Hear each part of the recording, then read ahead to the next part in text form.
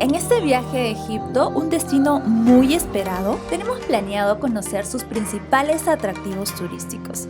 Por ello, decidimos quedarnos un par de semanas para poder conocerlo con detenimiento y por nuestra cuenta. Y es que no sabemos si el clima será agotador, si podemos comprar las entradas sin anticipación, entre otros factores. Te cuento que esta aventura la iniciamos en Alejandría, por lo que si deseas saber los requisitos para ingresar a Egipto, pasajes y lugares imperdibles, te recomiendo ver el primer video. Por aquí te mostraré nuestra visita por el Cairo, y así luego se vendrán más vlogs recorriendo ciudades y monumentos grandiosos, así que espero me acompañen hasta el final.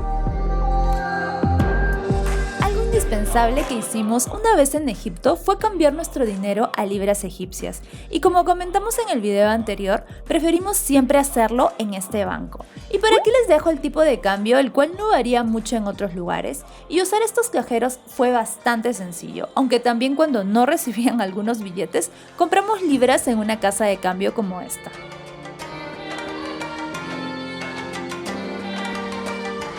Y otra cosa, por lo menos para nosotras necesaria, era tener internet móvil, ya que sabíamos que en Egipto existe mucho el regateo de precios, entonces por lo menos en los taxis pensábamos siempre usar Uber o InDriver. Preferimos la empresa Vodafone porque ofrecía por 530 libras egipcias un chip más 30 gigas, entre otras cosas. O también teníamos la opción de 2 chips con 26 gigas cada uno por el mismo precio. La verdad lo recomiendo muchísimo porque la línea se activó a la hora, el internet fue bastante rápido y para los 15 días hasta nos sobró gigas. Pero ya volviendo a nuestro recorrido por el Cairo, luego de 2 horas con 45 minutos llegamos desde Alejandría con la empresa de transportes GoBus. Ya saben que los precios y demás datos los dejo en la descripción. Y ahora sí, a empezar nuestro itinerario. Y bienvenidos a otro video. Hoy amanecimos en el Cairo y vamos a empezar nuestro recorrido. Si es que estamos justo cerca del museo, vamos a ver si podemos entrar o no, porque sabemos que todo lo están trasladando a un nuevo museo más moderno, mejor organizado. Entonces vamos a ver si en sí vale la pena o ya están trasladando la mayoría de las cosas porque estaba cerrado, ¿no? Y ahora les contamos. Lo que ocurre con este museo es que hasta hace poco estaba en mantenimiento, y es que leí que al ser inaugurado en 1902 tiene almacenado más de 130.000 reliquias que incluso no todas se muestran por falta de espacio o no están muy bien exhibidas, motivo por el cual, según dicen, será renovado y complementado, es decir, parte de su contenido se trasladará al nuevo Gran Museo Egipcio ubicado en Giza, un espacio moderno con exhibiciones de última generación que se cree será el museo arqueológico más grande del mundo. Y bueno, por suerte nuestra, este estaba abierto, la entrada fue de 200 libras egipcias, sin embargo, según el letrero de la taquilla, debes pagar como adicional 50 libras para tomar fotos y 300 para videos, aunque había leído que desde el 2019 para tomar fotos con celulares no era necesario pagar esto. No sé por qué no actualizaron sus carteles, pero bueno, en mi caso solo pagué la entrada y no tuve problemas en fotografiar ni grabar.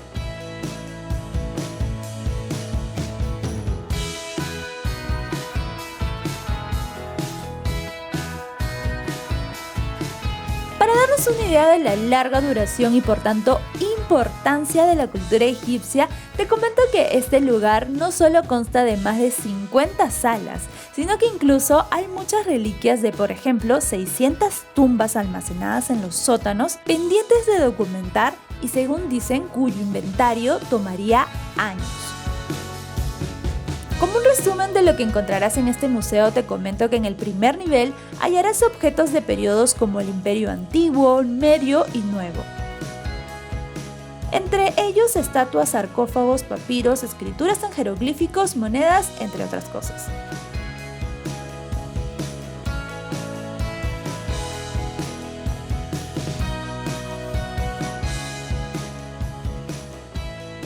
El segundo nivel se centra en las últimas dinastías del Antiguo Egipto, así como piezas del periodo romano.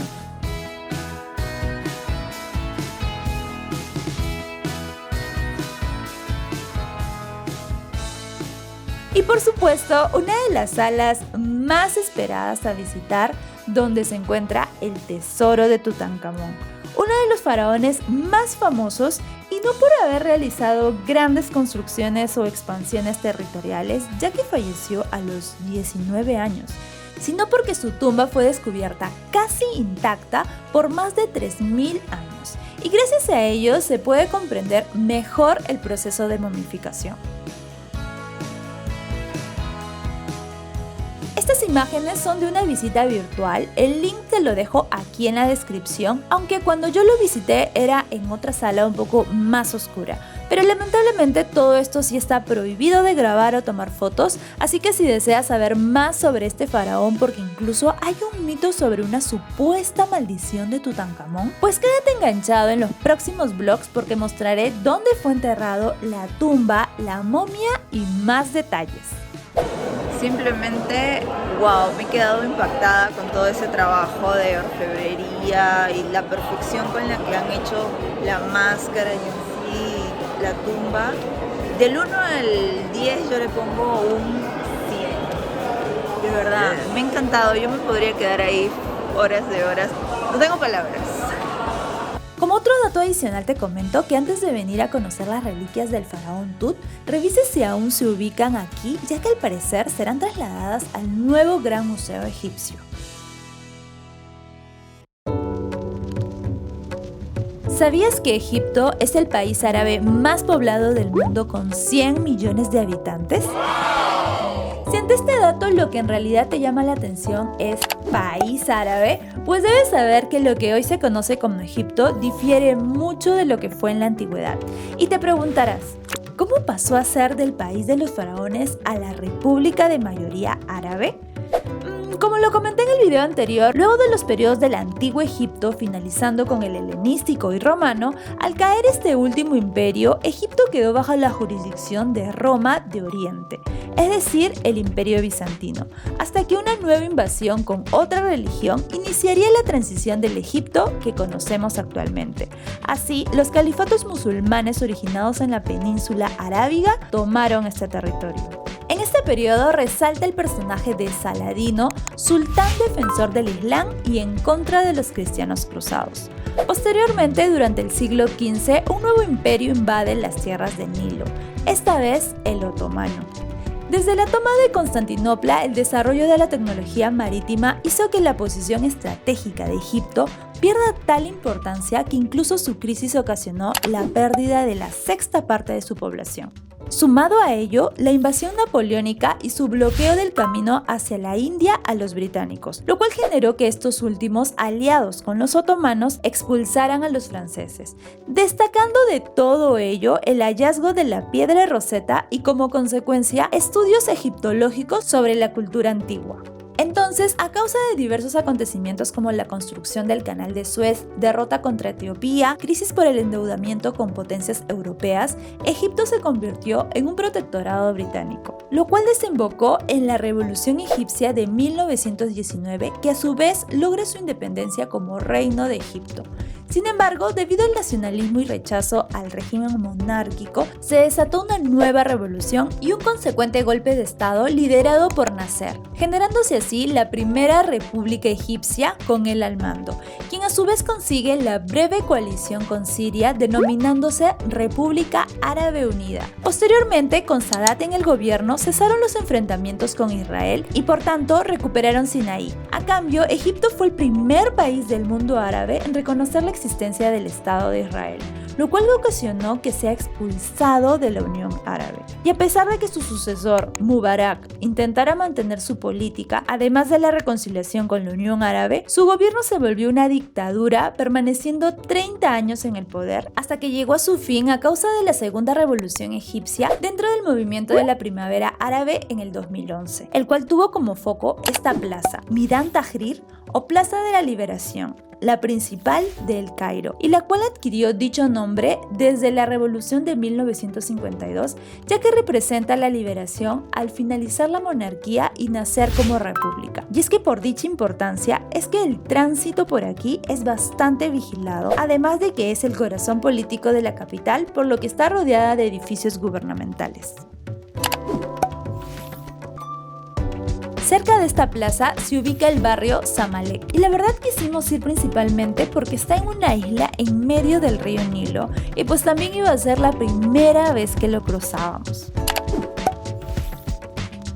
Este barrio es conocido como el Manhattan del Cairo por ser una zona exclusiva.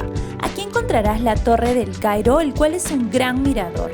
El Cairo Opera House, el cual ofrece también programas artísticos de ballet, teatro, música y entre otros lugares.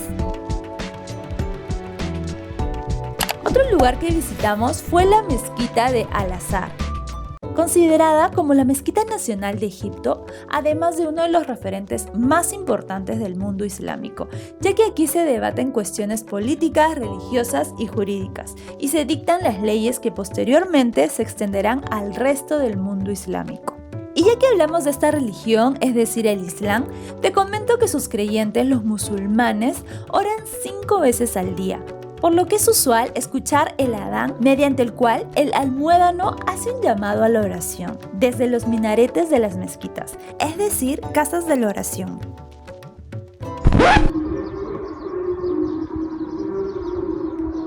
Están llamando para la mezquita.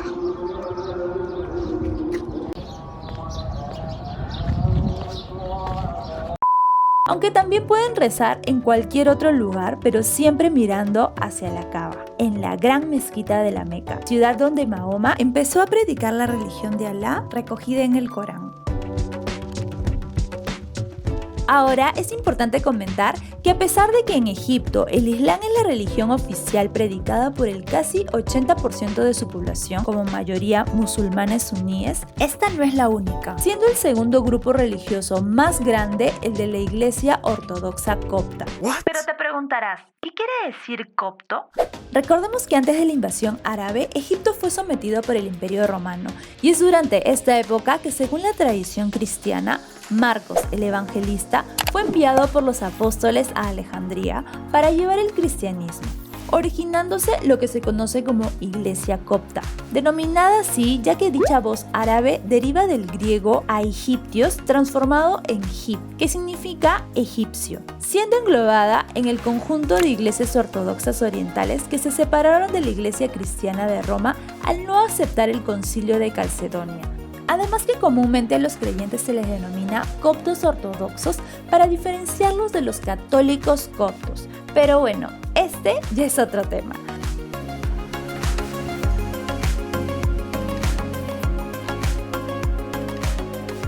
Así que luego de comentar lo anterior, se puede comprender por qué a esta zona se le denomina barrio copto, ya que sus calles están llenas de historia cristiana, como por ejemplo que aquí vivió un tiempo la Sagrada Familia.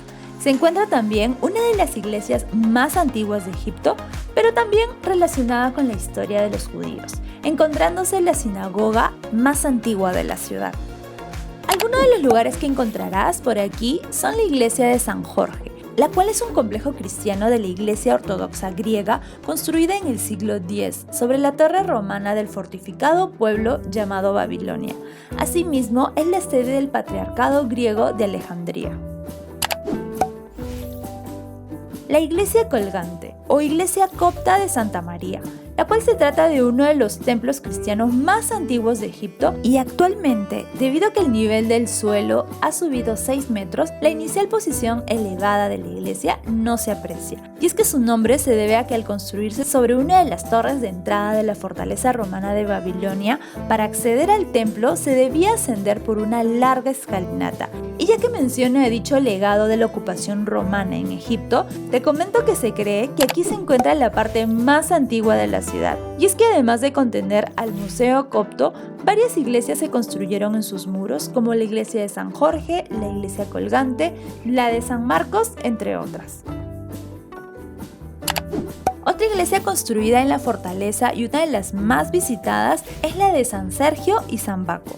Y es que se dice haber sido construida donde la Sagrada Familia, es decir, Jesús, María y José, se refugió por 3 semanas durante su estancia en Egipto, cuando huían del rey Herodes.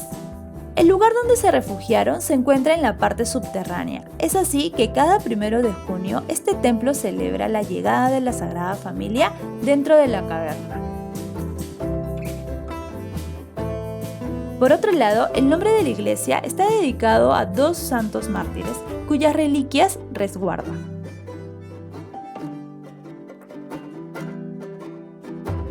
Cerca del barrio copto también puedes visitar el Museo Nacional de la Civilización Egipcia, el cual también exhibe una gran colección de artefactos desde el antiguo Egipto hasta la actualidad.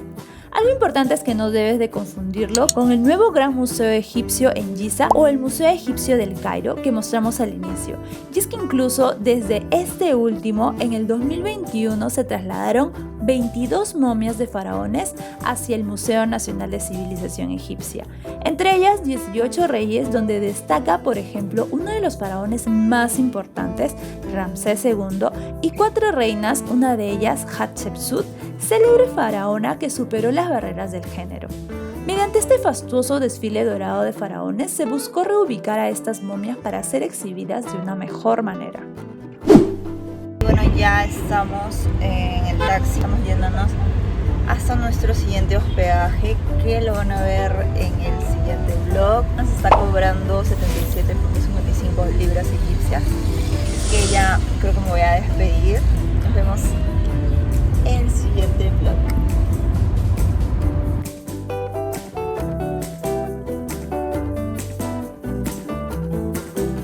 Suscríbete.